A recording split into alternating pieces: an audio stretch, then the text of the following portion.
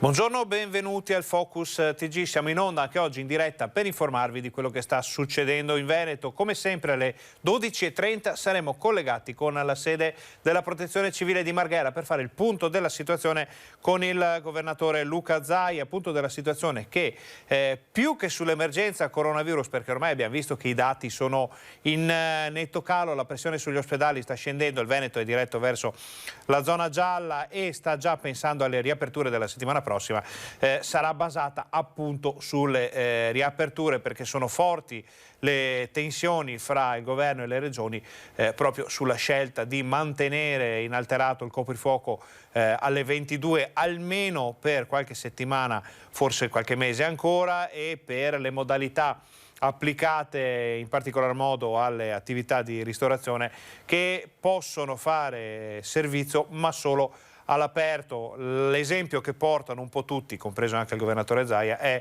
chi è che mangia all'aperto a fine aprile, inizio maggio in Veneto, magari nella montagna, nelle Dolomiti, o basta andare nell'altopiano.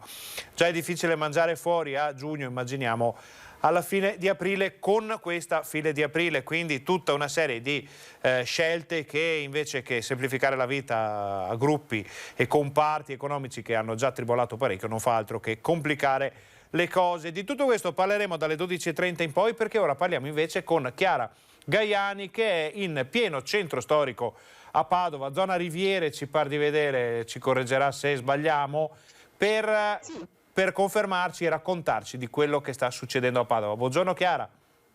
Buongiorno Ferdinando e buongiorno a tutti i telespettatori. In realtà sono vicino alla prefettura di Padova e appunto di spalle a me potete vedere insomma quella piccolissima via di cui non ricordo il nome, che ci porta proprio poi alle piazze. Ecco, le riviere di fatto sono perpendicolari rispetto al posto in cui mi trovo io.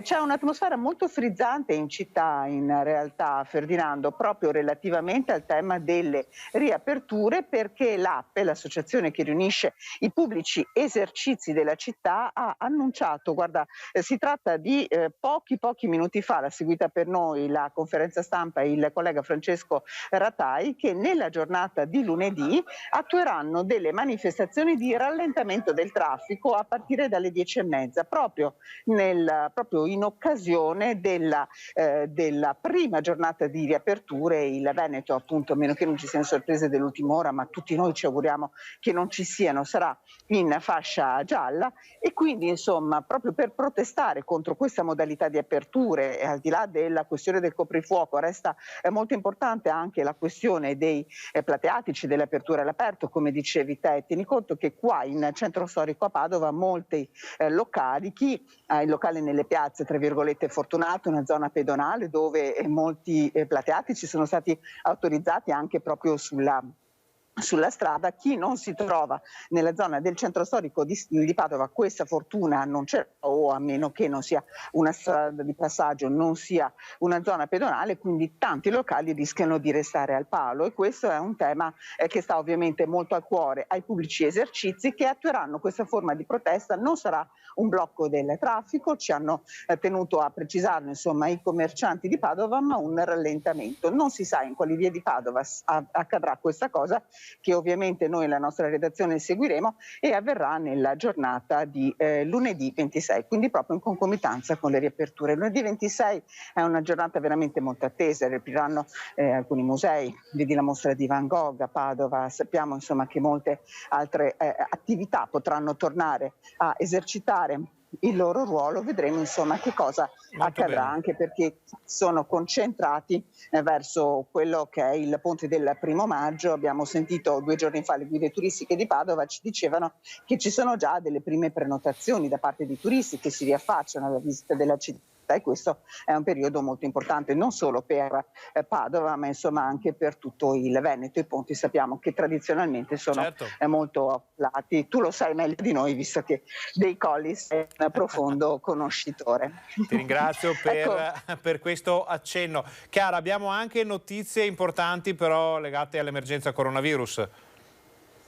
Sì, Sì, perché pensate, è stato individuato dagli scienziati dell'Università di Padova, lo studio coordinato dal professor Di Andrea Crisanti, quello che è stato il ceppo del virus che è circolato in Veneto in realtà, perché sappiamo che tutto è partito da Vaoganeo a inizio pandemia, è lo stesso ceppo dei 2 turisti cinesi che sono stati i primi malati, diciamo, in Italia di coronavirus, ricordiamo erano stati curati allo Spallanzani di Roma. Il loro viaggio in Veneto era partito, scusate, il loro viaggio in Italia aveva toccato città proprio all'inizio come Parma, poi Venezia e Verona, e infatti c'è un appello da parte sia di Andrea Crisanti che del sindaco di Vo, Giuliano Martini, affinché le persone facciano memoria, cerchino di ricordare se tra il 23 e il 27 gennaio siano soggiornate a Venezia o a Verona o anche a Parma, proprio per cercare di risalire alla catena dei contagi, che è una cosa molto importante poi anche per continuare a studiare, a sapere sempre di più di questo virus, comunque ci farà compagnia anche nei prossimi anni. E poi ti accenno anche una notizia di cronaca, che è di quelle insomma che così ci aprono il cuore. Le tangenziali non sono facili da girare, neanche tante volte per i cinquantenni come me. O meglio, scusate, mercoledì sera è stato avvistato un anziano di 82 anni che a Padova era arrivato da Aso e non riusciva più a ritrovare la strada di casa. A sostenerlo, ma so che avete già messo nel nostro sistema di servizio, quindi Certo. io non vi anticiperei tutti i dettagli, Ferdinando. Certo, questa storia a lieto fine la vediamo fra pochissimo. Chiara, noi ti ringraziamo di tutte queste informazioni, il resto lo vediamo nei nostri TG di questa sera. Come sempre, se ci saranno novità da Padova, non esitare a contattarci. Grazie ancora, buona giornata, buon lavoro. A voi. Torniamo in studio aspettando il collegamento che chiamiamo, come si suol dire, con Gabriella Basso da Vicenza. Quindi queste erano le novità da Padova. Subito dopo la nostra prima parte dell'informazione, prima di andare a Marghera con Luca Zaia, vedremo anche i servizi preparati dalla nostra redazione, sia sulla vicenda legata a queste prime evidenze sul ceppo del coronavirus presente in Veneto, che sulla vicenda a lieto fine che si è svolta, che è accaduta in tangenziale. Allora, sta entrando nel nostro sistema Gabriella Basso in collegamento da Vicenza per raccontarci tutte le ultime novità anche dall'area iberica. Poi, come sempre, queste sono infarinature, passateci il termine, le notizie approfondite, le interviste, tutto quanto lo vediamo nei TG di questa sera. Ma vediamo che Gabriella è pronta per il collegamento, abbiamo giusto un paio di minuti per sentire le novità da Vicenza. Buongiorno Gabriella. Buongiorno Ferdinando e telespettatori di Rete Veneta, buongiorno a tutti. Che cosa succede da quelle parti?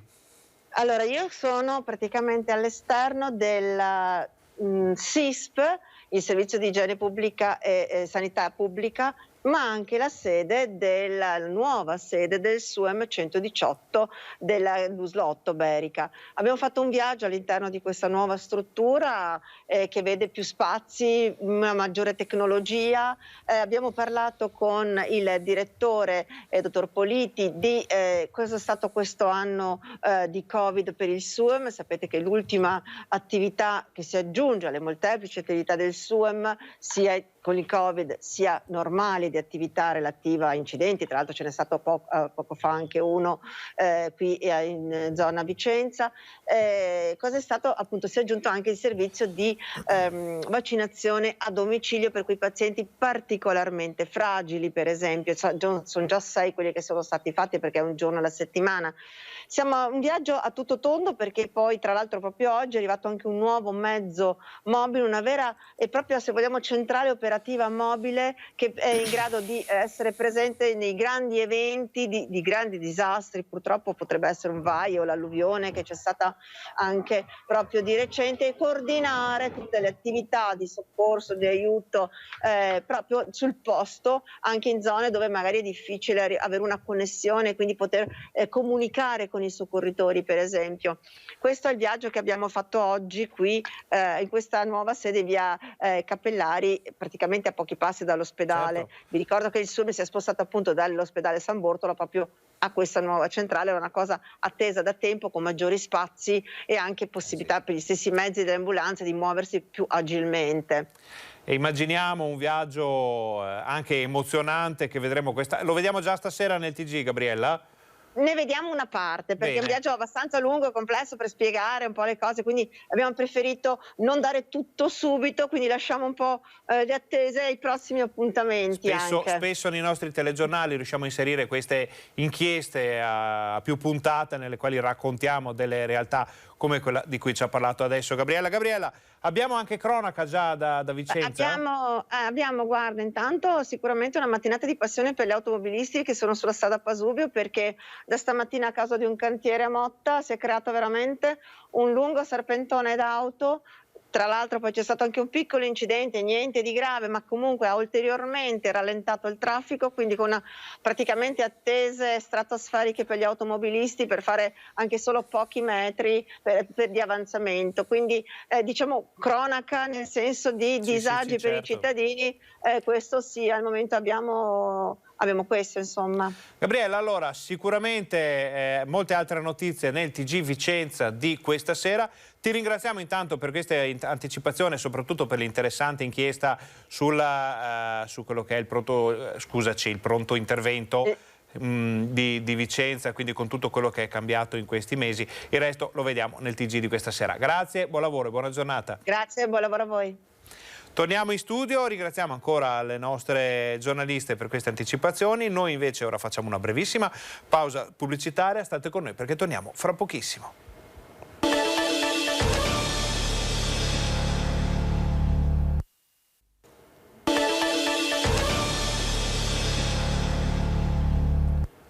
Buongiorno, bentornati al nostro Focus TG. Nella precedente parte della nostra informazione abbiamo sentito nei collegamenti con le nostre redazioni di Padova e Vicenza le ultime novità e proprio la collega padovana Chiara Gaiani ci aveva lanciato alcuni servizi, alcune importanti informazioni. Cominciamo a vedere questi temi soprattutto con l'argomento di giornata, ovvero il fatto che si è scoperto che la variante, passateci il termine, il ceppo soprattutto del scoperto a Vo era quello portato in Italia dai 2 turisti cinesi che avrebbero creato il collegamento con l'epidemia all'inizio o alla fine addirittura dell'altro anno. Sentiamo, ecco il servizio.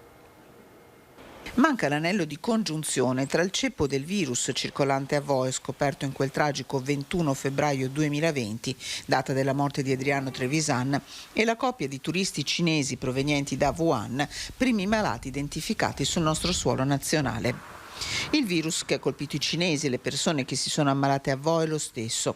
A scoprirlo gli scienziati dell'Università di Padova, coordinati dal virologo Andrea Crisanti, che hanno confrontato campioni di sangue della coppia cinese con quelli prelevati a Vo.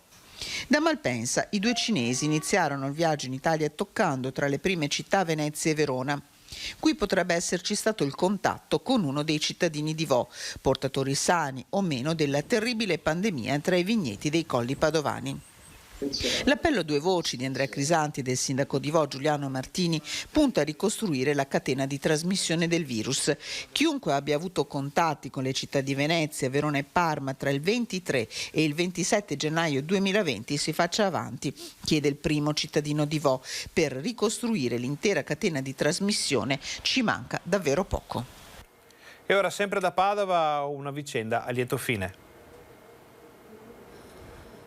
Non riusciva a trovare la strada di casa l'anziano, 82 anni di Asolo, notato dagli agenti della polizia stradale verso le 22 di mercoledì in tangenziale a Padova.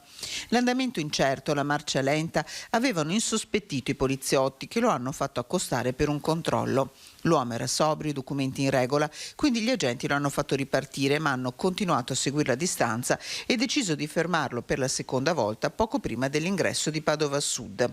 L'anziano, che nel frattempo si era agitato, è stato tranquillizzato dagli agenti che si sono offerti di scortarlo a casa. Giunti a destinazione, Padova dista da Asolo una 50 di chilometri, il saluto dell'anziano è stato commovente. Siete i miei angeli, da solo non sarei mai arrivato a casa. Era una storia molto emozionante perché Don Marco Galante, sacerdote all'ospedale di Schiavonia, all'ospedale fra Monselice ed Este, da sempre vicino ai malati di Covid dall'inizio dell'emergenza, una figura molto importante, ha ricevuto una telefonata incredibile. Dopo mesi di impegno quotidiano tra i malati del reparto Covid dell'ospedale di Schiavonia, quella telefonata che, se non ti cambia la vita, ti dona coraggio e nuove energie per sostenere ogni giorno la fatica di confortare i sofferenti. Don Marco Galante, cappellano a Schiavonia, non dimenticherà quei 4 minuti e mezzo al telefono con il pontefice. È stata un'emozione molto forte e sentire la sua voce molto calma, pacata, la sua voce rassicurante, paterna, e aveva in mano la lettera che gli ho inviato, nella quale ho parlato dell'ospedale di Schiavonia, e mi ha chiesto appunto com'è la situazione, si è informato, ha voluto sapere come sta andando, e grazie a Dio le notizie in questi giorni sono anche notizie un po' più positive rispetto ai mesi passati. Don Galante, che tra l'altro è il titolare di 4 parrocchie di Monselice, Marendole, Caoddo, Schiavonia e San Giacomo, aveva scritto una lettera a Bergoglio a nome dei ricoverati per Covid-19 e il Papa, ricevuta la lettera, ha preso in mano il telefono per ringraziare Don Marco. La cosa più bella, più forte che mi ha detto il Papa è quella: mi raccomando Don Marco, non viva mai per abitudine l'essere accanto alle persone ammalate. E questo per lei e per tutti gli operatori che vivono ogni giorno accanto alle persone ammalate. Mai per abitudine. Ecco, penso che sia il messaggio più bello che ci viene da questa sorpresa, da questo dono, che non è per la mia persona, ma è per tutti i preti che lavorano negli ospedali e per tutti gli operatori, medici, infermieri, operatori sociosanitari, amministrativi, tutte le persone che portano avanti questa realtà. Parole decisamente belle da parte di Don Marco Galante, che condivide insomma con tutti quelli che stanno lottando contro questo virus, questa emergenza non solo sanitaria ma ormai anche spirituale, economica, sociale, in tutti i campi, insomma sono da applausi. Ringraziamo ancora Don Marco per averci inviato questo video in cui ci ha raccontato che cosa gli era successo. Noi siamo pronti per andare in pubblicità, state con noi perché fra una decina di minuti inizia la conferenza stampa di Luca Zaia.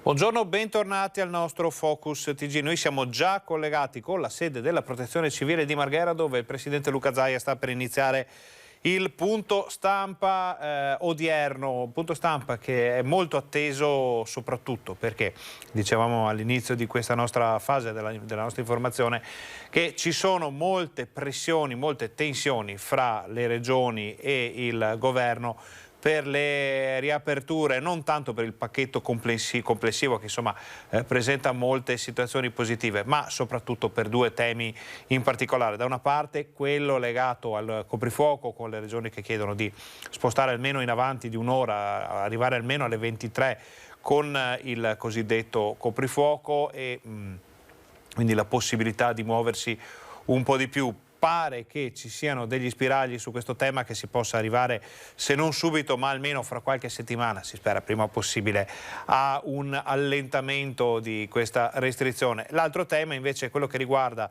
le riaperture degli esercizi pubblici, dei bar, dei locali, dei ristoranti, nei quali si potrà mangiare sì, ma solo all'aperto e anche di sera, situazioni che creeranno di certo imbarazzo, problemi e anche difficoltà tanto ai gestori quanto ai clienti. Ne stiamo parlando in questi giorni con gli operatori del settore, anche quindi nei telegiornali TG Bassano di questa sera ne parleremo, perché il tema è di grande importanza. Ne parlerà di sicuro anche Luca Zaia. Si parlerà anche di vaccini e noi con la regia di Cristiano Facca possiamo andare a vedere la tabella dei vaccini arrivata questa mattina dalla regione.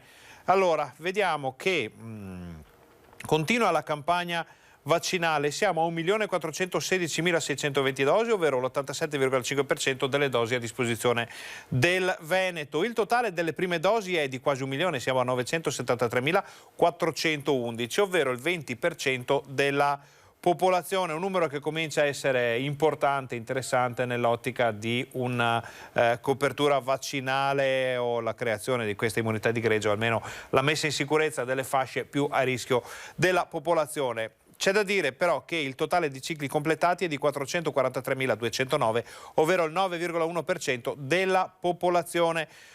Vedete il dato immediatamente sotto quei numeri ci dice che il 94% degli over 80 hanno ricevuto almeno una dose ed è molto importante. Il dato è in lievissima crescita, eravamo 93 qualcosa ieri, quindi è difficile che si possa salire di più, ma andiamo a Venezia perché c'è il governatore in anticipo, tutti i dati li vediamo con lui. Un aggiornamento dell'incontro. Signori, buongiorno. C'è l'assessore Ranzarin che dopo darà anche un aggiornamento rispetto all'incontro che ha avuto con gli operatori aeroportuali della logistica, insomma li ha incontrati questa mattina, ho avuto modo anche io di fare un breve incontro, dopodiché l'assessore vi dà un aggiornamento. E ci sarà anche l'ingegnere Fattori che oggi dà, diciamo, lo schema e frutto del lavoro che cosa è successo? È il frutto del lavoro del gruppo del suo gruppo ed è, come si può dire, l'occasione per dire ai veneti, dare una dimensione di quando avranno il vaccino in base alle forniture, in base anche, diciamo, in via prudenziale anche al rischio avuto fino ad oggi. Poi l'ingegnere vi dirà anche quanti vaccini non sono arrivati rispetto a quelli promessi tabellari, perché è bene anche capire che abbiamo avuto momenti di panico con anche a doppia cifra di mancanza di vaccini. Allora, i molecolari sono 4.903.000, i test rapidi tamponi rapidi sono 4.224.000. In totale sono 9.128.000 tamponi fatti. Positivi delle ultime 24 ore 1.035. Bravo, stacca la spina. Grazie. I 1.035 su 38.282 tamponi sono il 2,70%.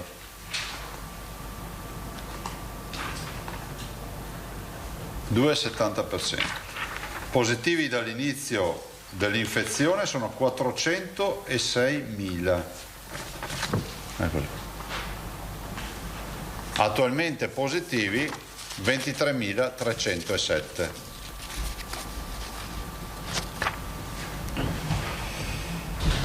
In ospedale abbiamo 1.615 pazienti, ovvero meno 39 rispetto a ieri. Quindi vedete, per ora a due cifre continuiamo a scendere, a calare. Questi 1.615 sono così distribuiti: 1.338 in area non critica, meno 37, e 2,27 in terapia intensiva, meno 2. Terapie intensive non Covid 2,65, che sommano a quelle Covid 492. Decessi sono 20 nelle ultime 24 ore, 11.203. I dimessi hanno passato la cifra dei 19.000 e quindi siamo oltrepassato i 20.000. 20.035 persone curate e dimesse dal nostro ospedale. Avete visto che il decreto è stato approvato, insomma, la speranza è l'ultima a morire, spero che sia oggetto di un tagliando. La speranza, ho detto, la speranza.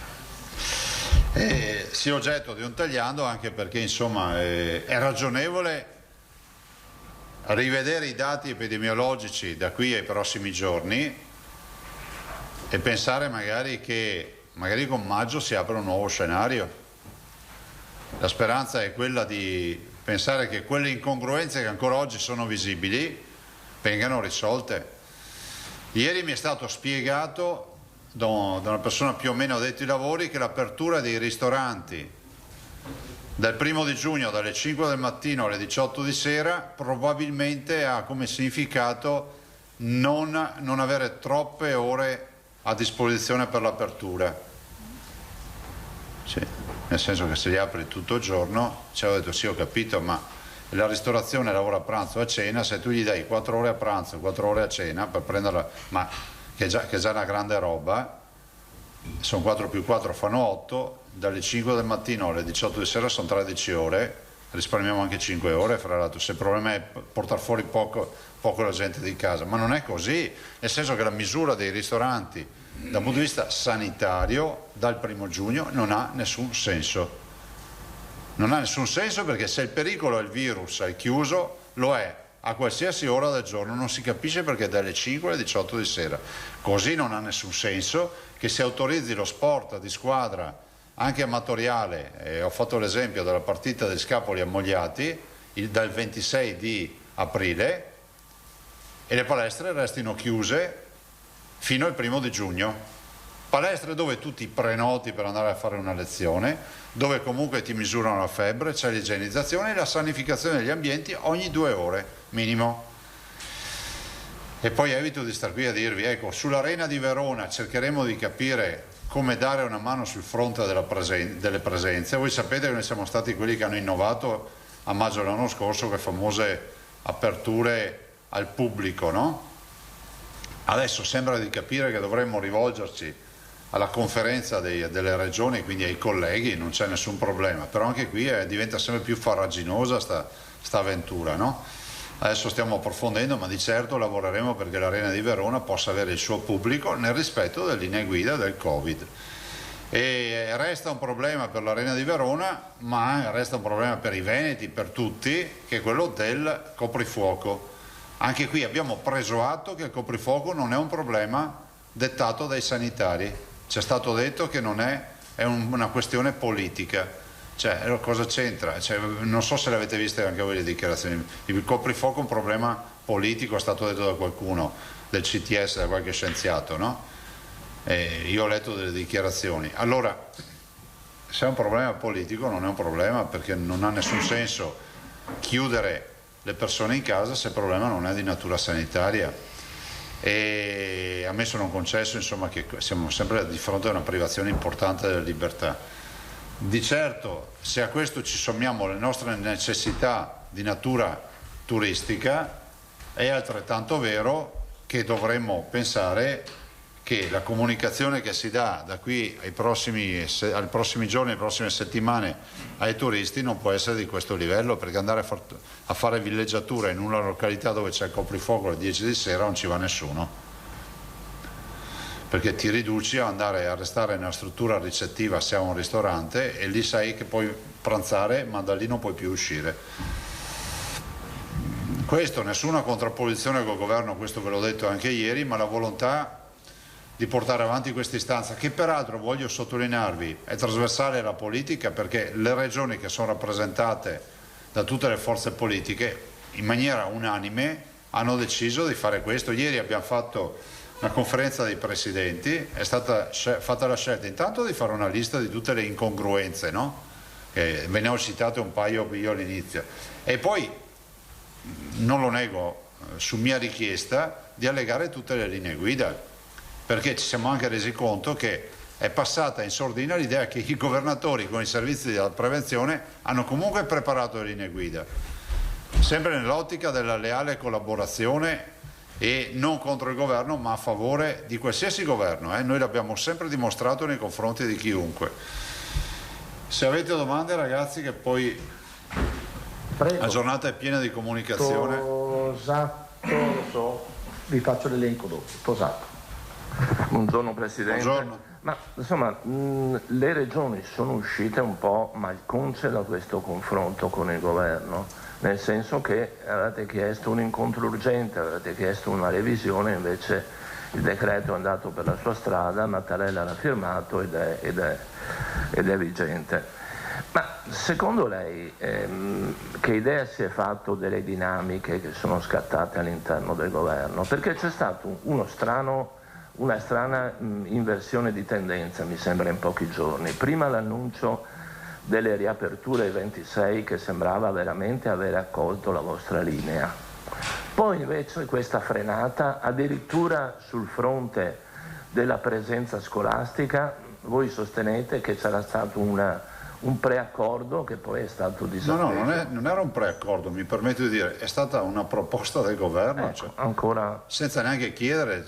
Abbiamo fatto riunione con il ministro Gelmini e con gli esponenti del governo, cioè il ministro Bianchi, il ministro Giovannini e il ministro Speranza, collegato anche lui, e il ministro Gelmini ha detto da subito: guardate, si può ragionare sul 60%, basta. È stato scritto una bozza di decreto con il 60%, è entrato in Consiglio dei Ministri e è uscito con il 70%. Non è una questione di vita o di morte, dico semplicemente ne prendiamo un atto. Guardate, non è mai troppo tardi, direi, no? Alla domanda che fai te, non è mai troppo tardi per cambiare idea.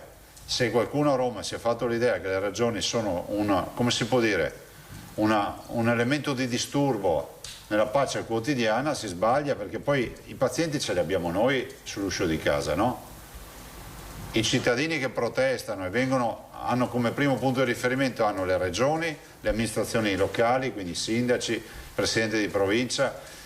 Dopo uno può anche credere che tutta questa amministrazione dei territori sia, come si può dire, sia solo rumorosa e non produca nulla, però non è così. Cioè noi stiamo parlando di PIL, quando parliamo di ristoranti, parliamo di alberghi, parliamo di attività produttive, parliamo di PIL del paese. È inutile che facciamo recovery fund se dopo il PIL ce lo freghiamo tutto col coprifuoco o con altre menate del genere. Ripeto, non sono aperturista e neanche chiusurista, che sia chiaro, guardo in faccia la realtà, perché se tu mi dici i ristoranti devono stare tutti chiusi per questi motivi, io ne prendo atto, ma se mi dici che li apri dalle 5 del mattino alle 6 di sera, cioè i ristoratori dicono: ma cosa facciamo? Facciamo i pranzi al mattino e a cena alle 4 del pomeriggio? Cioè, se l'avessero fatto in qualche paese tipo la Spagna del Sud piuttosto che in America Latina, dalle 5 del mattino alle 6 di sera forse facevano la cena del giorno prima. Ecco, per quanto riguarda il decreto, ci sono margini di intervento da parte delle regioni? No. O soltanto in fase restrittiva o nulla? Ma no, cioè, guardate, non siamo nella situazione del maggio dell'anno scorso, dove noi avevamo veramente possibilità, diciamo, di creare allentamenti. Vi ricordate, no? Tutte le mie ordinanze, il cibo da sport, adesso sembrano banalità. Vi ricordate quando si aprirono le gelaterie da passeggio? Sembrava una rivoluzione. Adesso io a volte passo davanti alle vetrine e dico: guarda, cioè, se penso a cosa è successo un anno fa semplicemente per vendere un cono gelato. Quindi io dico no, non abbiamo tutte queste possibilità, assolutamente no, però guarda, io considero il Presidente Draghi persona per bene e di buon senso, saprà affrontare anche questa fase. Vorrei considerarlo, come si può dire, questo decreto vorrei considerarlo una fase di assestamento, ma non un assestamento avvenuto. Allora, abbiamo capito tutti che sono stati abbandonati i DPCM, quindi viene meno anche la possibilità di impugnativa, no? Se ci pensate, anche da parte del singolo cittadino. Cioè, non sto dicendo che andava impugnato, sto dicendo che è uno strumento giuridico nuovo per la dinamica del Covid. Noi siamo sempre ecco, abbiamo anche capito che il decreto va a morire prima della sua conversione, e quindi prima che uno si converta si può modificare un po' il tiro, no? Magari ci sarà un altro decreto. Io spero vivamente che ci sia un decreto correttivo, se vi interessa qual è la mia posizione. L'auspicio è che arrivi un decreto correttivo, che non è una missione di colpa, perché va anche apprezzato che si è deciso di aprire. Va apprezzato che si è buttato il cuore oltre l'ostacolo, per il 26 aprile è comunque una data precoce rispetto ai discorsi che sentivamo, e quindi immagino che si possa buttare ancora un po' il cuore oltre l'ostacolo e dire: magari del 1° maggio vediamo di riprendere in mano questa situazione e capire se possiamo ricalibrarla.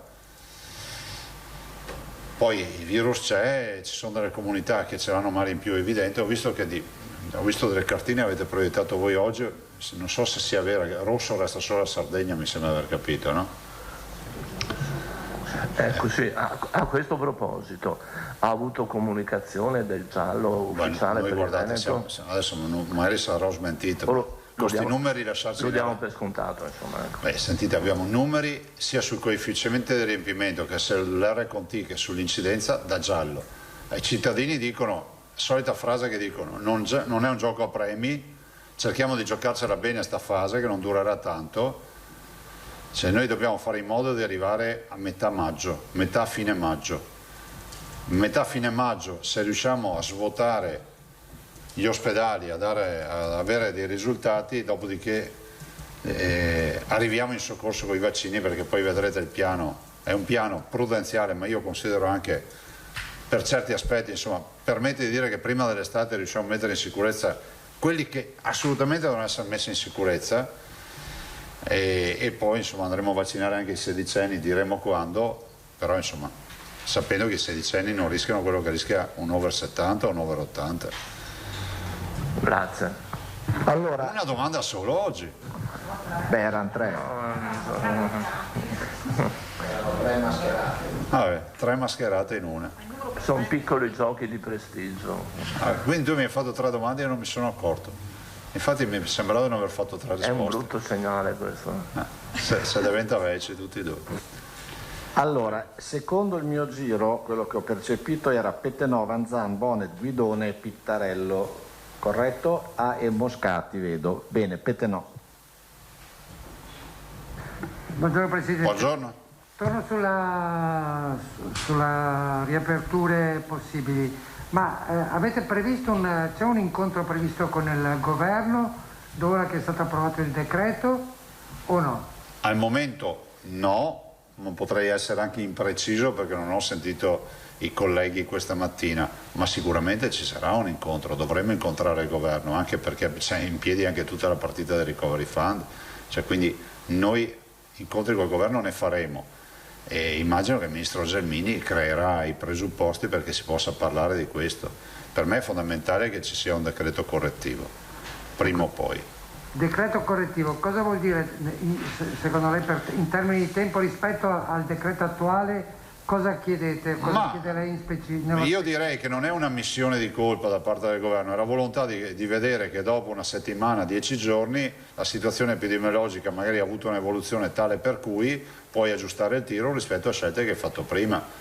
Ecco, se vogliamo dirla fino in fondo, in questo decreto forse manca una parte fondamentale, io non l'ho vista, magari mi è sfuggita, che è quella della possibilità di fare il tagliando, no? Come ce l'aveva l'altro decreto. Ma comunque si può fare comunque un tagliando, non serve che sia scritto in un decreto. Un tagliando che permetta perciò le riaperture... Di aggiustare il tiro rispetto alle aperture, di aggiustare il tiro anche rispetto a una perequazione sociale, no? Perché ripeto, se tu puoi fare la partita di calcio amatoriale il 26 aprile non capiamo perché tu non possa aprire una palestra prima del 1° giugno. Per quanto riguarda le scuole invece adesso le regioni potrebbero avere, almeno così si è inteso da quanto ha detto la ministra Gelmini, avere un loro margine di decisione. Su questo il Veneto cosa fa? Ma sì, adesso sì, come si dice, si valorizza l'autonomia della regione. Il Veneto lavora con i tavoli prefettizi, con i tavoli provinciali dove sono è coinvolto l'ufficio scolastico regionale e quindi ci rimettiamo al dimensionamento che darà il tavolo. Però c'è da dire una cosa fondamentale, la riunione che abbiamo fatto rispetto alle scuole era una riunione chiara con una percentuale chiara, dopodiché... Cioè il 60%? Beh, c'è stato proposto. 70 o 60? Al tavolo è stato proposto 60. Sì. Poi il decreto a 70. Lei sa bene, lei dice io non sono aperturista o chiusurista, lei sa bene però il dibattito che c'è da parte di alcuni tecnici che dicono sarebbe stato meglio avviare queste aperture più avanti quando anche la vaccinazione era già più avanzata, c'era un dato più sicuro epidemiologico e il rischio calcolato è un rischio ma può essere anche un azzardo. Lei su questo che dice? È un rischio calcolato o è un po' un azzardo questo avvio adesso della prossima settimana? Io dico semplicemente che noi dobbiamo guardare in faccia la realtà, dobbiamo capire che ormai la situazione è colma dal punto di vista economico e anche psicologico nella comunità. C'è ancora emergenza sanitaria e ci portiamo del rischio in pancia. E di certo ci sono degli scienziati che ci dicono che è esagerato quello che si è scelto di fare, ma è altrettanto vero che ci sono anche i più realisti del re che dicono che se chiudiamo in casa i cittadini finché il virus non sarà scomparso sarebbe meglio ancora.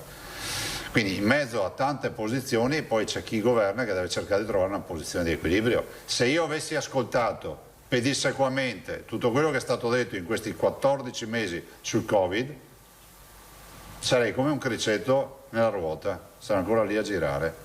Cioè, io sono partito con un'informazione: non usate le mascherine perché non servono a niente, vi ricordo solo questo. Adesso sono tutti bravi a dire ma l'aveva detto lui, non io. Sì, ho capito, ma tu che sei scienziato, che lo sentivi dire, perché non dicevi il contrario? Adesso fanno anche i distinguo. Perciò in ogni caso d'accordo sulla scelta del governo di mediare, però lei dice che bisogna rimettere a posto alcuni aspetti. Ma ci vuole prudenza e deve essere estrema la prudenza, non bisogna abbassare la guardia, si affronta con gradualità e buonsenso le aperture, ovviamente tarando e controllando sempre i dati epidemiologici. Noi abbiamo dei dati che non sono solo l'ospedale, ma sono anche il contact tracing, quindi l'incidenza che abbiamo su 10.000 abitanti di positività. E l'RT ovviamente. Grazie. Prego.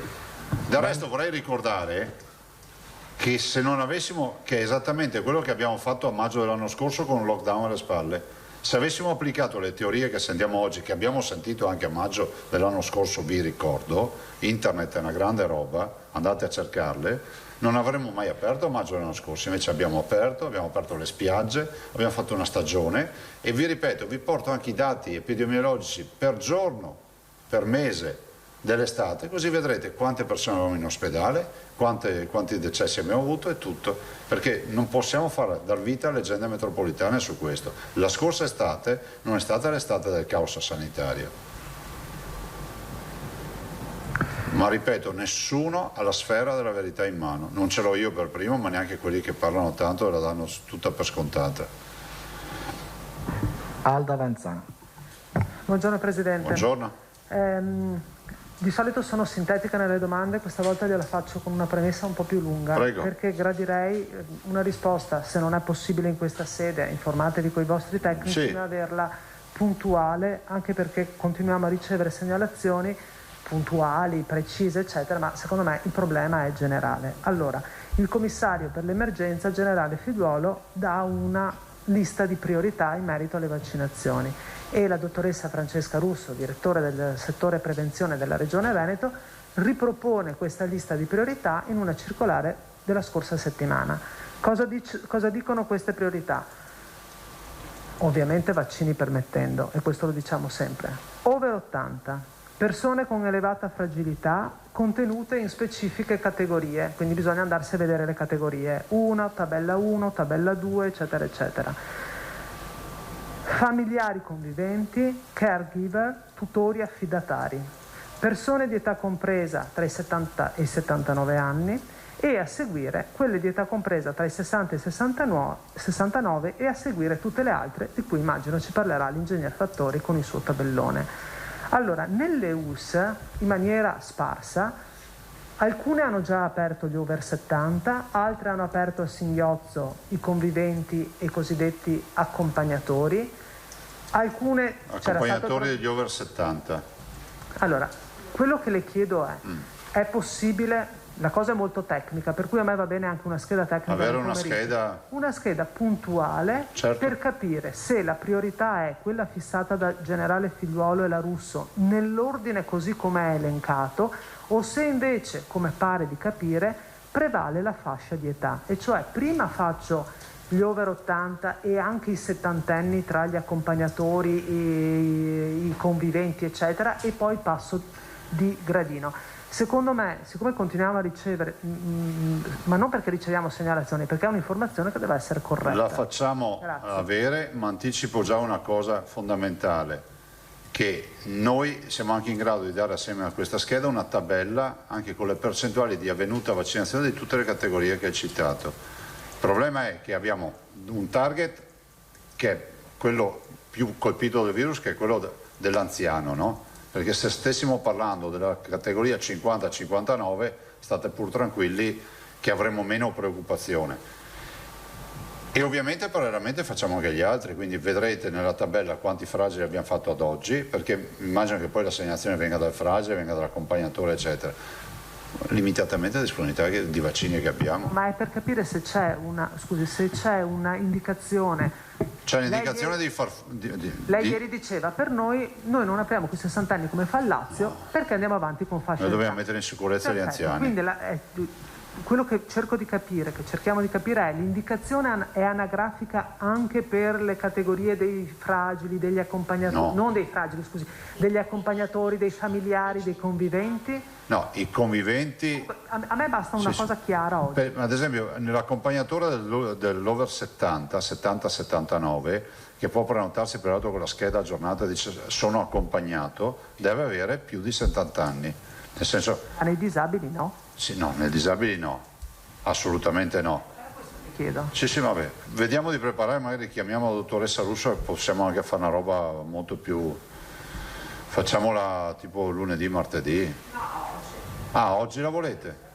Boh, perfetto. No, scusami, se devo invitare la Russo non posso invitarla oggi. No, ma se è possibile avere intanto una risposta schematica, dopodiché te la facciamo avere. Potremo fare avere anche un colloquio. Tutti, sì, boh. Effettivamente, scusate, c'è questo problema del fatto che le USL non stanno seguendo lo stesso ordine di vaccinazione, quindi noi siamo chiamati da gente che dice però mio cugino sta a Vicenza, allora lì sono già partiti. Tra l'altro non so se è stato chiarito ieri perché scusate non c'ero, ma la questione di Padova che non vaccina i fragili. È aperta? Da ieri no, è aperta da ieri? Sì. Perché... ci sono delle classi dal 1951, eccetera. Cioè quindi Padova ha iniziato a vaccinare i fragili e vulnerabili? Sì, quelli che avevano i famosi, che c'era il blocco, se vi ricordate, 1951. Da ieri c'era nel sito. Over e under 70 sì, vaccinano tutti. Ma scusi Assessore, è proprio per questo che vi stiamo facendo questa domanda, perché l'impressione era se è over 51 siamo sui 70enni.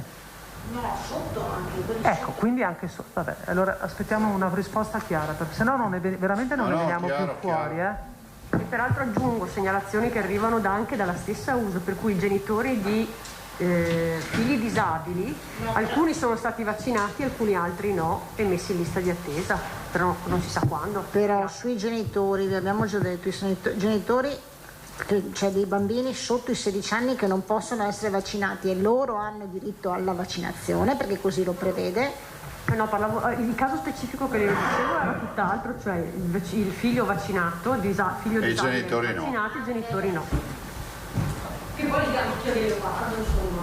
Sì, vorrei però sempre dire una cosa, perché è ovvio che da qui alla fine ci saranno sempre segnalazioni simili.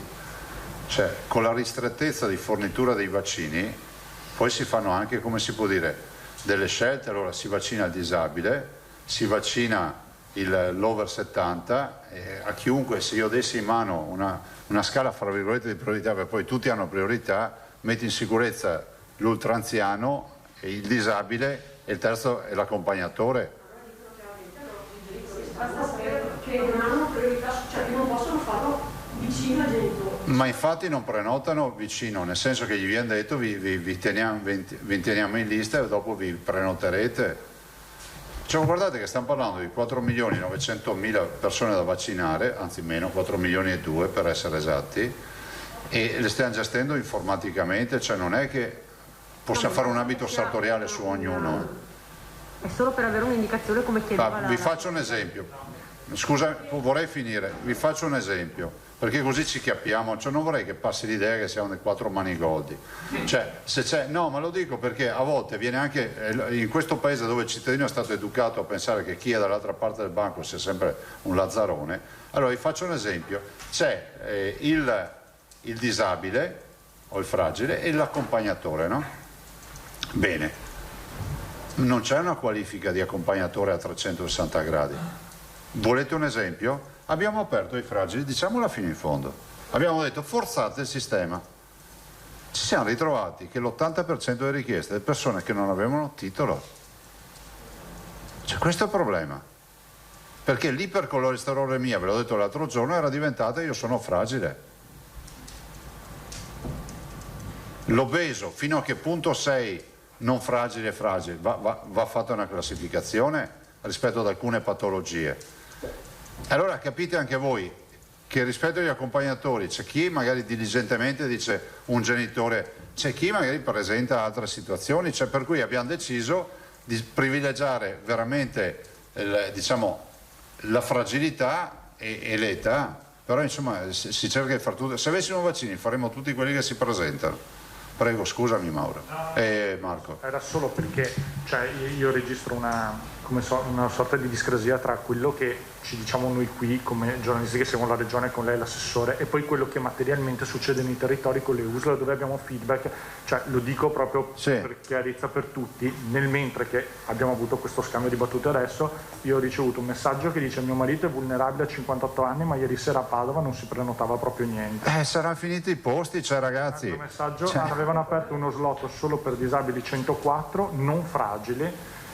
Ma i disabili 104 noi li dobbiamo fare, È per quello che siete Sì, però data la lista resta comunque che se il direttore di una ASL ha uno slot, che so, magari si ritrova a avere dei Johnson & Johnson e non si possono utilizzare negli under 60, aprirà di più lista su, cioè, o gli avanzano dei Moderna e dice beh allora apro, cerco di aprire su un'altra categoria, visto considerato che gli over 60, gli over 70 sono già alto con la percentuale, anche questi sono aspetti, stamattina abbiamo discusso di questi aspetti. Dovete scusare, comunque noi oggi facciamo uno schema. Siamo in difficoltà anche noi rispetto a spiegare perché ci rendiamo conto che credo di interpretare anche il Presidente. Ma io ho approfittato. Sulle province ci sono situazioni diverse e quindi abbiamo i lettori da province diverse che ci segnalano problemi diversi. È logico, ma io ho approfittato anche della vostra domanda per far conoscere qual è per quanto possibile il nostro punto di vista. Mancano vaccini, ma tanti ne mancano. Bonnet quindi posso considerarlo no. Vai. C'è Alda forse ancora? C'è ancora Alda? Scusa, non è che poi vi siete sovrapposti? Bene, Bonnet. Una rapidissima, mi chiedono dalla redazione, dalla regia, su questo studio di Crisanti sul virus non l'ho visto. Lo studio, l'USL non c'entra niente, stavolta era lo studio di Crisanti sul virus portato dai cinesi sostanzialmente. Non l'ho visto. Ok, l'altra cosa era una curiosità, i sanitari continuano a essere testati ogni settimana anche se vaccinati?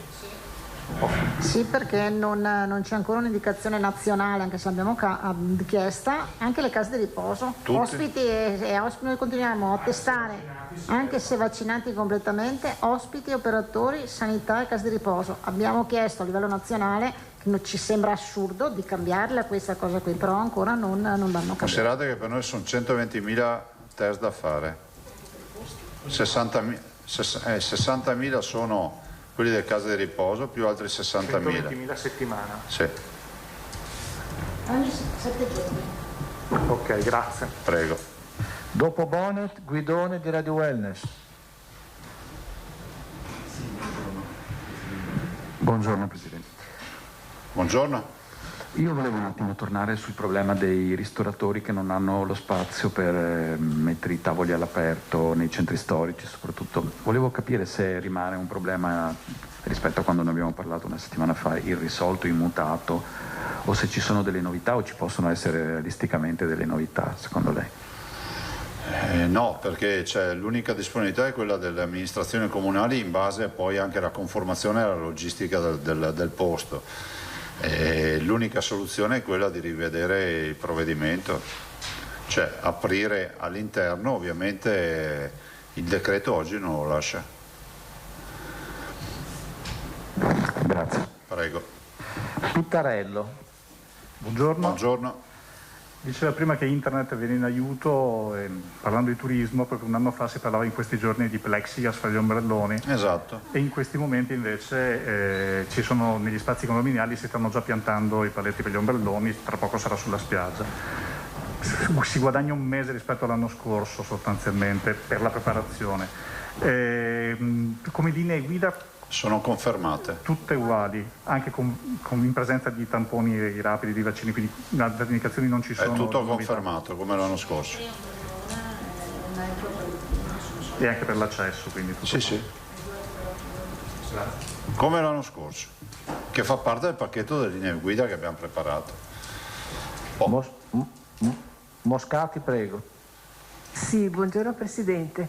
Io Buongiorno. sono stata nei centri vaccinali, sono appena tornata da Lughignano e Casale sul Sile, l'ULS della Marca, e tutto funziona perfettamente bene. E c'è questo problema che mi segnalano i medici e che dicono oggi va tutto benissimo perché c'è Pfizer, domani arriva AstraZeneca e si comincia a dover convincere le persone che possono fare AstraZeneca. E questo io l'avevo già posta questa domanda. Allora, siccome c'è una lista una lista di malattie, di problematiche per cui viene sconsigliato AstraZeneca piuttosto che Pfizer. Questa lista però ce l'hanno i medici e non è resa pubblica, per cui anche le persone, secondo me, per essere più sicure, più eccetera, perché loro mi dicono dopo dobbiamo stare qua ore a discutere e certe volte ci si mettono pure i medici di base che cercano di convincere, cioè che tirano verso Pfizer piuttosto che AstraZeneca. È chiaro che nel momento in cui loro devono vaccinare hanno dei tempi che sono rispettati perfettamente in altre situazioni, quando arriva AstraZeneca invece si creano dei problemi. Allora mi richiedevano di cercare di avere almeno questa lista, se si può, delle problematiche. Non lo so perché io non essendo un medico... C'è il bugiardino. No, lui mi faceva vedere che aveva una lista delle patologie delle persone, non il bugiardino. Ma io non ho capito cosa dovremmo fare. Se si può avere questa lista e poterla noi divulgare. Cioè, è ufficiale? No, non quella del piano vaccinale, delle malattie, no, non delle fragilità. Se io vado a fare... delle patologie tali per cui... Esatto. Se c'è una lista, io l'ho vista, se c'è una lista è patrimonio di tutti. Ecco, dopo non venga fuori che si nascondono le liste, però che uno poi si faccia l'anamnesi a casa e dice mi non sono qua, non sono là e quindi ho diritto a questo, mi sembra un'avventura sinceramente. Ma è quello che succede purtroppo. Ma sì, guardate, la vaccinazione è volontaria. Restiamo fermi sul fatto che anche lo dico perché non vorrei mai che qualcuno un giorno venisse a dire che è stato obbligato a fare il vaccino. Cioè, è volontaria, c'è un medico che fa un'anamnesi e dice guarda, lei ha indicazione di fare questo vaccino. Dopodiché se c'è una lista la faremo mettere a disposizione, però non lo so, probabilmente c'è una lista tra i sanitari, non lo so. Sì, i sanitari aveva lì perché l'ho vista sinceramente, me l'ha fatta vedere, per quello lo dico, sì, mi permetto questo perché è la seconda volta che mi segnalano questo problema e naturalmente... Sarebbe bello sapere anche chi è sto nostro dipendente che viene a segnalare a lei i problemi del suo lavoro. No, non è che del fatto di comunicare alla gente... Ho capito, cose. Ma c'è un sistema che si chiama Sanità del Veneto, se c'è un problema è sufficiente segnalarlo, cioè noi non nascondiamo nulla. No, ma l'hanno già segnalato. Allora ci dica a chi lo hanno segnalato, così ce la prendiamo chi ha avuto la segnalazione non ha fatto nulla. Va bene, grazie. Prego. Io non avrei altre domande, Banzan. Solo ieri parlava il Presidente dei ristoranti, diceva chiederemo un chiarimento all'ufficio legale, all'avvocatura, il discorso dei ristoranti. È confermato, si può fare. Ecco, state preparando altre FAQ, legate a questo decreto? No, peraltro nella relazione introduttiva, che magari poi vi giro, Carlo te la giro per tutti, nella relazione illustrativa, scusatemi, del decreto c'è proprio scritto che chi ha contratti con lavoratori eccetera continua a farle a chiuso, non serve neanche una FAQ. C'è proprio dentro, te la mando dopo Carlo e lo vedete, ristorazione, vedete proprio, è parte integrante del decreto. Se non ci sono altre domande per il Presidente... Io passerei la parola prima all'ingegnere Vettori, poi l'assessore che chiuderà, e parlandovi anche dell'incontro che ha avuto.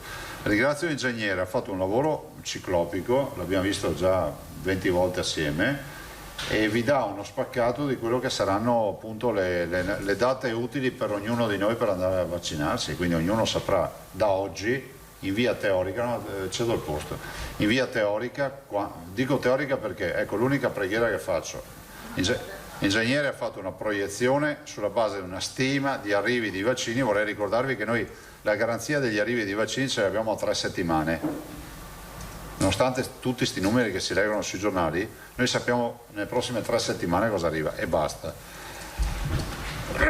Scusate. E allora, detto questo, è prudenziale, è sicuramente dipendente dal vaccino.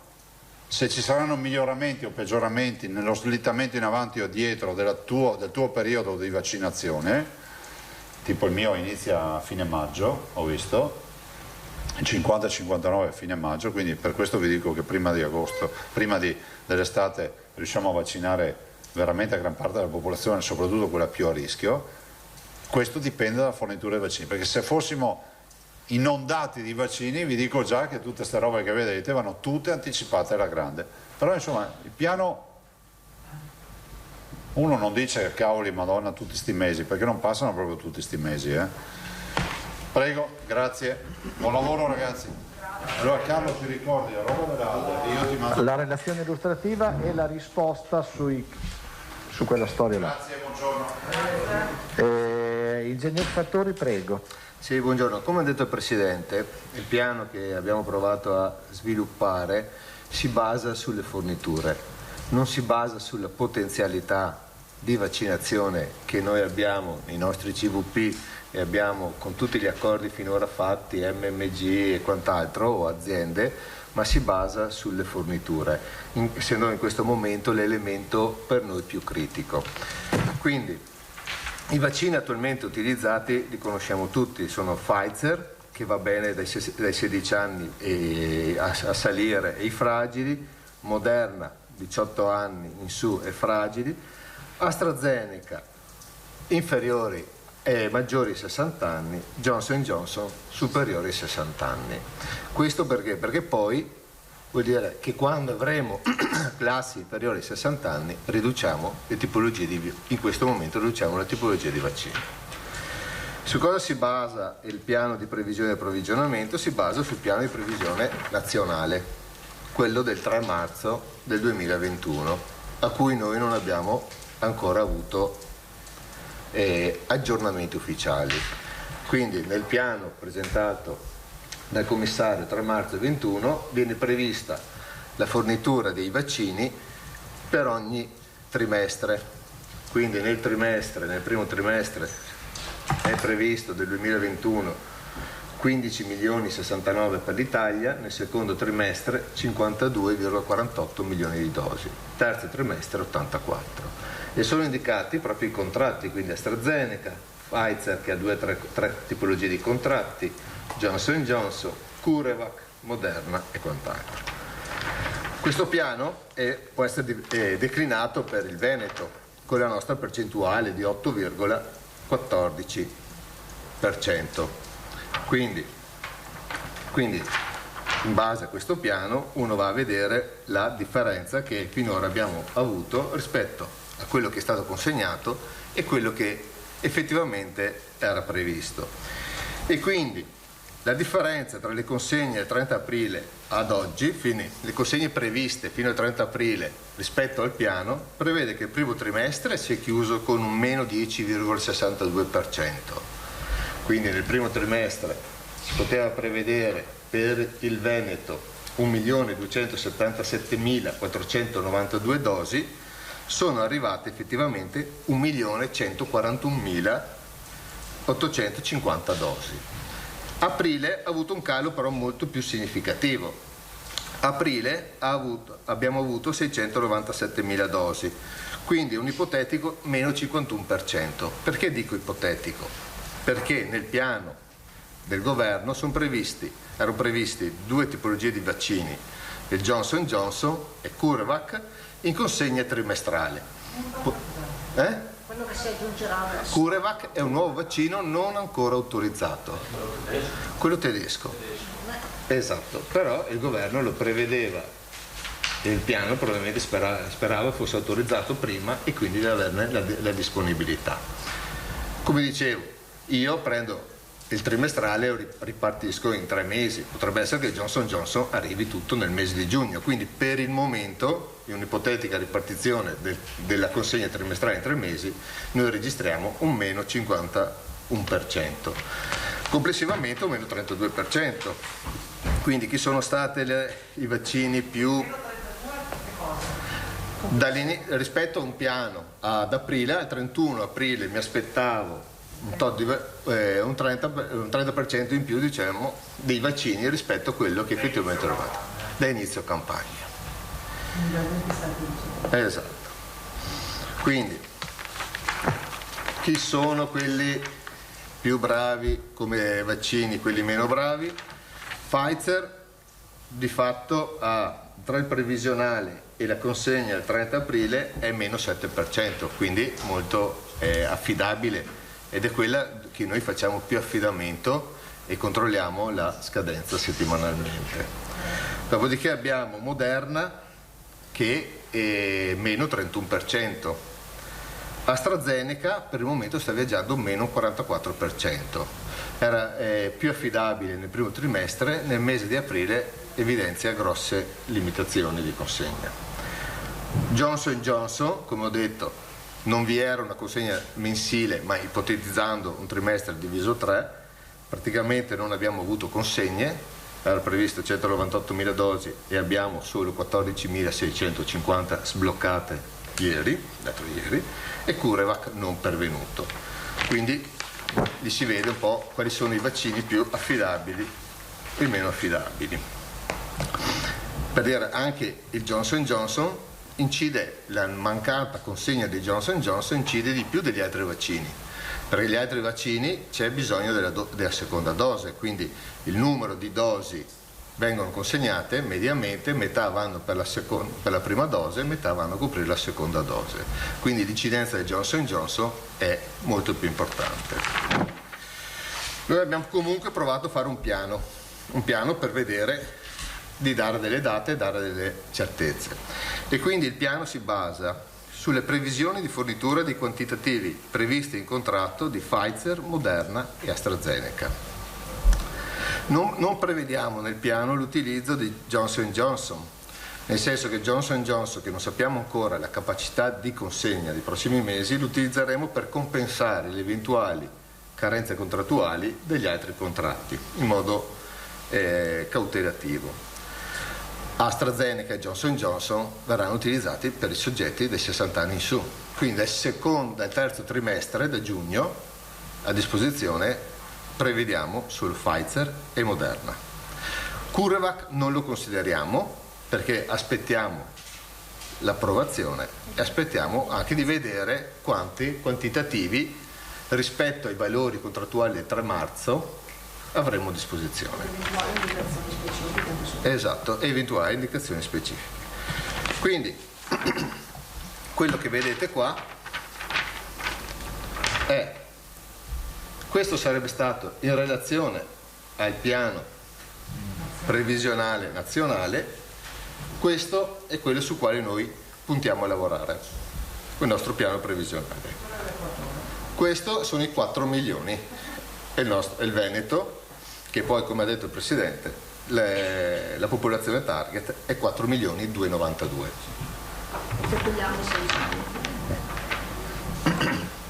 Quindi popolazione target, abbiamo le varie corti di età più i fragili. I fragili non è facile stimarli, definirli, perché fragili più accompagnatori, più conviventi. Quanti conviventi, quanti accompagnatori? È un numero non facilmente identificabile. Ecco che allora anche aprire gli slot di vaccinazione per un fragile genera problemi, perché non si sa poi quanti elementi. Noi quindi abbiamo fatto un piano in cui prevediamo 239.000 consegne a settimana nel secondo trimestre e 356.000, ma non sono 356.000 perché dobbiamo togliere AstraZeneca di 150.000, quindi 200.000 nel terzo trimestre e poi qualcosa anche nel quarto trimestre. È un piano relativamente cautelativo, nel senso che noi a questo momento possiamo garantire più o meno sui 210.000, il governo ci garantisce un outlook di 3 settimane e siamo intorno ai 200-210.000 a settimana. C'è un delta di 20-30.000 dosi che speriamo che Johnson & Johnson e AstraZeneca rispettino il loro contratto. Quindi il piano poi è stato declinato nelle varie ipotesi e questo è lo sviluppo delle possibili slot vaccinali.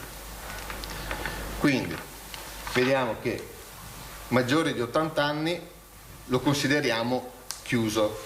Cosa significa chiuso? Chiuso vuol dire che possiamo aggredire un'altra corte, non che la categoria non può più vaccinarsi. Viene sempre, quando si passa a una corte inferiore si lascia sempre aperta la corte principale, la corte superiore, anche perché alcuni soggetti non possono essere vaccinati perché magari sono stati infetti o altri motivi, quindi però adesso le attenzioni sono sui fragili over 70. I fragili e gli over 70 vanno in parallelo. I fragili vanno un po' più lunghi perché i fragili vi è anche la vaccinazione a domicilio. Questo è un piano per una vaccinazione massiva in cui le macchine, che sono i nostri centri di vaccinazione provvisori, devono lavorare a pieno regime. Quindi la ricerca del soggetto individuo singolo può avvenire, deve andare in parallelo, ma deve anche permettere che la macchina a grossi numeri proceda. Il nostro obiettivo è quello di bruciare tutti i vaccini garantendo prime e seconde dosi. Quindi poi si passa ai 70-79 che si prevede il raggiungimento di completare la corte e passare ai numeri successivi entro la settimana del 9 maggio, del 3-9 maggio. Di conseguenza poi si passa ai 60-69, quindi si ipotizza che dal 3 maggio al 6 giugno verrà completata la classe 69-60. Da 59-50, 31 maggio, 11 luglio, 49-40, 8 agosto, 5 settembre e poi, 39-30, 2 agosto, 5 settembre, 29-20, 30 agosto, 3 ottobre, ma poi vediamo. L'ultimo, il 19enne, 27 settembre, parte con le prime dosi. Poi vi passerò 16-19, esatto. Questo piano io spero di accorciarlo. Allora, come ho detto, in giugno si prevede l'arrivo di CureVac. Pfizer ha annunciato più volte numerosi maggiori contributi, maggiori vaccini. Ecco, quindi è un piano previsionale. Noi lo aggiorneremo ogni 2 settimane per calibrare gli slot di apertura. È un piano che secondo noi in questo momento, in base alle dosi che noi abbiamo finora riscontrato e di cui abbiamo certezza, è anche comunque sfidante. Non abbiamo la copertura.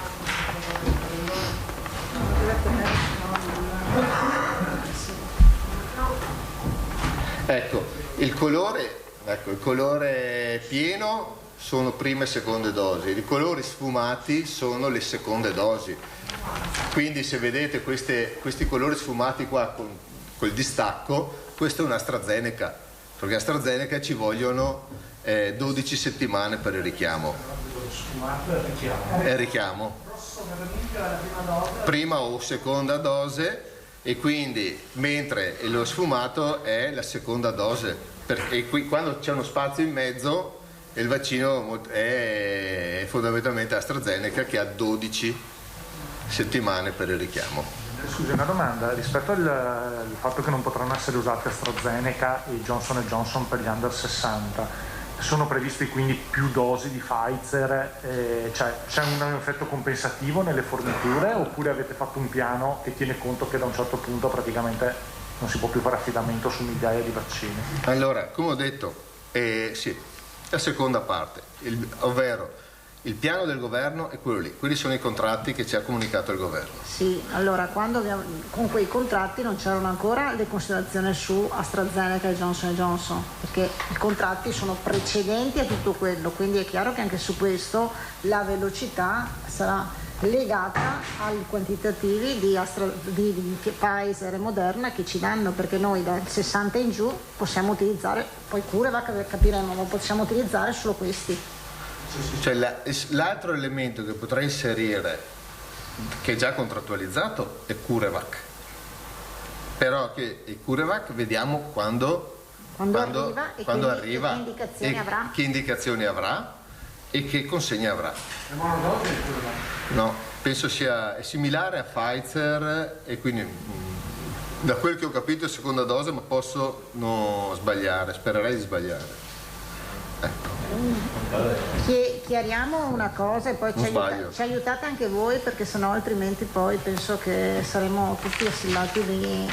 Cioè è un piano che noi presentiamo e che andremo a rivedere eccetera, che vuol dire che non sono aperte prenotazioni, cioè non sono aperte prenotazioni per questi, però noi diamo un arco temporale quando le persone con 50 anni, le persone con 40 anni, eccetera, si potranno vaccinare, ma non è che uno va nel portale, si prenota, non sono aperte. Le apriremo noi e diremo quando apriamo e apriamo di volta in volta. No, che uno domani vede sui giornali e questo si inizia a capire di questo entrare. Accadrà fatalmente, assessore. Anche perché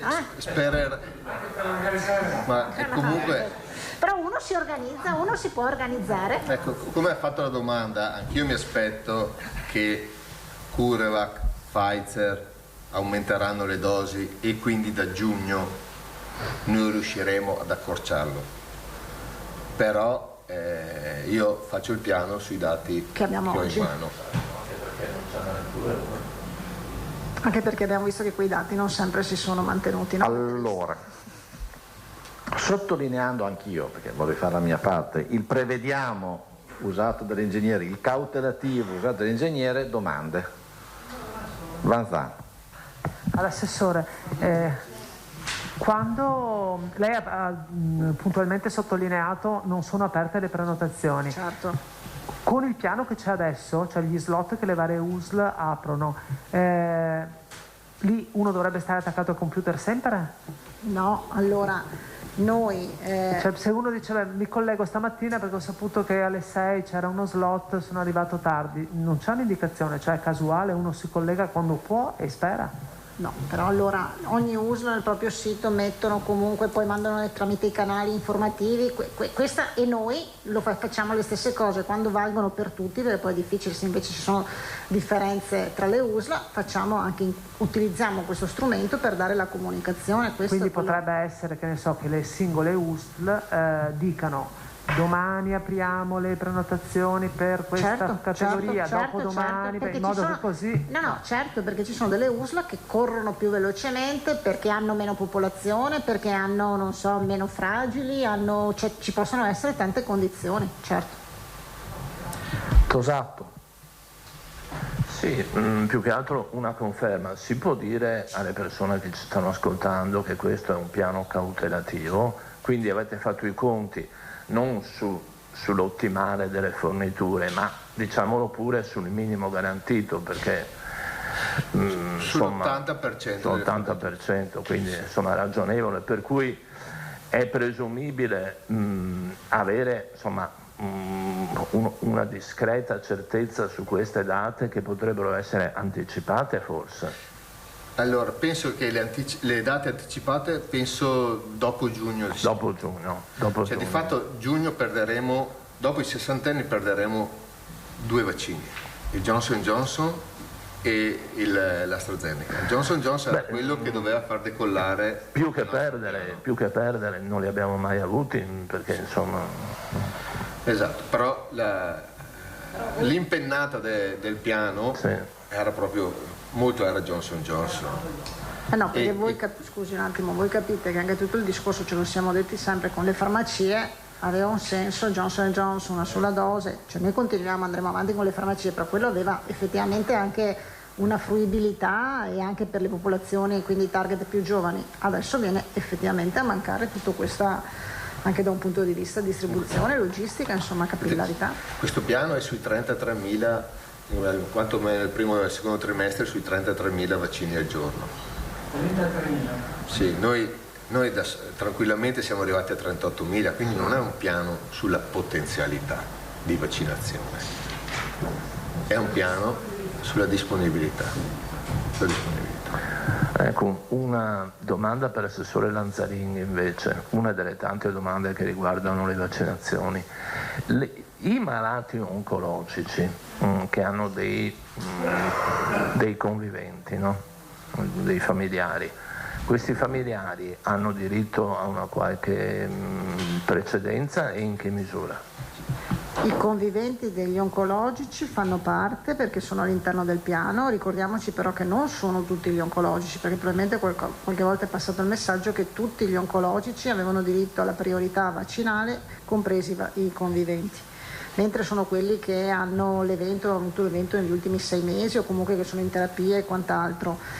Io so che tipo lo IOV ha vaccinato tutti gli oncologici, insomma, che erano di competenza. Gli oncologici hanno anche segnalato i conviventi e lo IOV ha trasferito ad ogni singola USL, perché poi non è solo l'USL di quindi Padovana, dove oggi ha sede lo IOV, ma ha trasferito le aziende per la vaccinazione dei conviventi. So che le aziende li stanno chiamando, insomma, ecco. Grazie. Bene, se non ci sono altre domande, Moscati? Volevo chiedere, mi chiedevano, visto che ha parlato dell'altro vaccino, del vaccino italiano si sa più niente? Reitera? Assolutamente neanche nei sogni. Okay. Beh, dopo. Esatto. Dopo, grazie. Arrivederci, a domani. No, dico una cosa solo perché ma rimango qua, non si preoccupi, tanto è veloce. 2 cose. Una, allora abbiamo appena... scusa, gli aeroportuali, perdonami. No, quello scusa. Ok.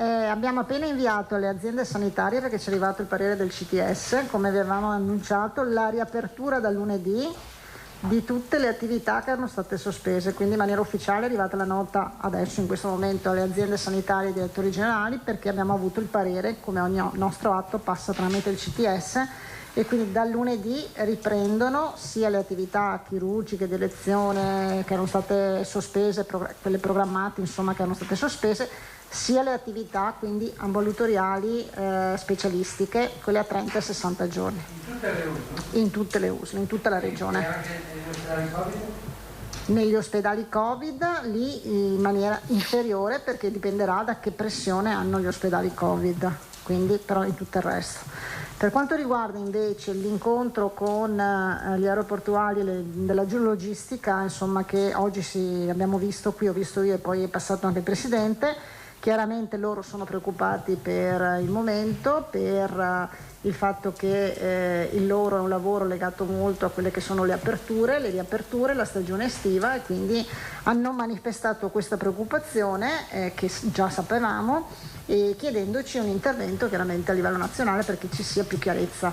Noi ci auguriamo insomma che effettivamente ci sia quella chiarezza per far sì che riprenda anche tutta questa attività, che vuol dire un indotto da un punto di vista, se pensiamo all'aeroporto di Venezia, all'aeroporto di Verona e quant'altro, insomma, sia per quanto riguarda il transito passeggeri ma anche per quanto riguarda la logistica. Quindi abbiamo detto che sicuramente porteremo avanti queste istanze. Una specificazione, quindi come le altre volte le persone che erano in lista d'attesa non dovranno attaccarsi al CUP, ma saranno contattate per la visita, per l'operazione, per l'intervento? Ci sarà una riprogrammazione, quindi verranno ricontattate. A qualcuno serve l'ingegner Fattori alle TV? Sì. All'assessore Lanzarin possiamo lasciarla andare o serve? Solo l'ingegnere? Solo l'ingegnere. Va bene, Vicentino l'ingegnere. Rimaniamo in...